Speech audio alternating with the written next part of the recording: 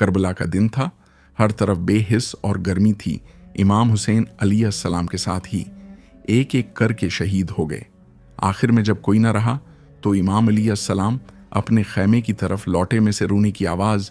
ये 6 महीने का मासूम बच्चा था, अली असगर अलैहिस्सलाम।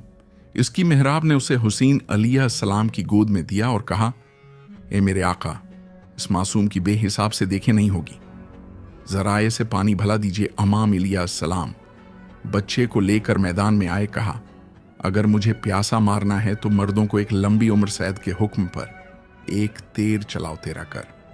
अली असगर अलैहिस्सलाम के निन्हे गले में लगा। इमाम अलैहिस्सलाम ने दोनों हाथों से बच्चे के कतरे हुए गले को उठाया, आसमान की तरफ देखा और कहा, ए मेरे अल्लाह, ये कुर्बानी भी तेरे लिए है।